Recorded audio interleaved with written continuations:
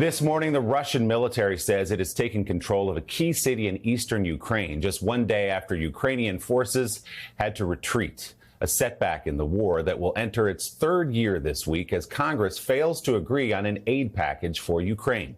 NBC's chief foreign correspondent Richard Engel is in eastern Ukraine with more. Richard, what's the latest there?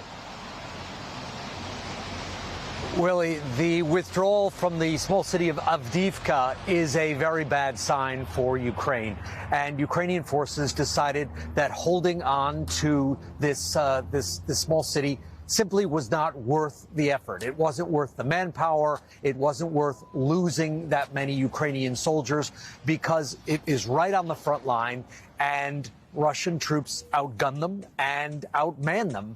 And that is something that is taking place not just in Avdiivka, but all along the front line, because Russia has a bigger manufacturing base. It has been able to recruit more troops, more conscripts, send people into battle. Of course, the fighting is taking place on Ukrainian territory, making it much more difficult for this country.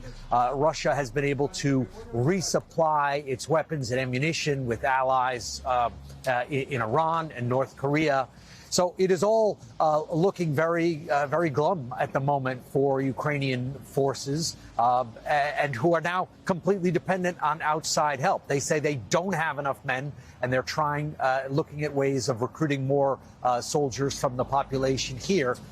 But they need more weapons, they need more ammunition, and particularly they need them from the United States. And they are watching with great concern the deadlock in Congress and point to what the situation in Avdiivka and all along the front line, where they simply don't have enough men, don't have enough guns and ammunition to advance, and in some cases are already having to retreat. As you say, all of this adding to the urgency of that stalled aid package in the Congress. Richard, there also have been public protests in Russia over the death this week of Vladimir Putin's harshest critic, Alexi Navalny. Navalny's family is demanding his body be returned. What more can you tell us?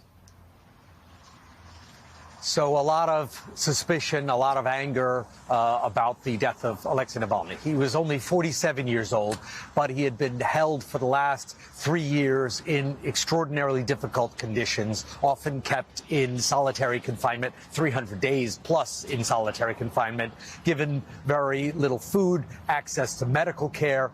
So it is possible that he dropped dead because of the poor conditions that he was living through.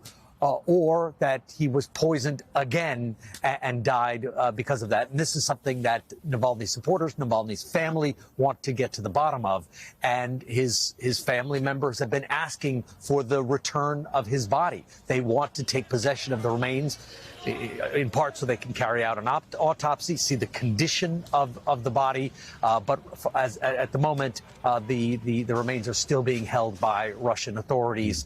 And that is only adding more fuel to the speculation and the accusations coming from Western governments and Navalny's inner circle that he was perhaps murdered, or that certainly Vladimir Putin's regime is responsible for his death, for, they say, unjustly imprisoning him and keeping him under terrible conditions.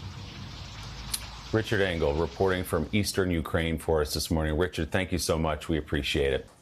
Hey, thanks for watching. Don't miss the Today Show every weekday at 11 a.m. Eastern, 8 Pacific on our streaming channel, Today All Day. To watch, head to today.com/allday or click the link right here.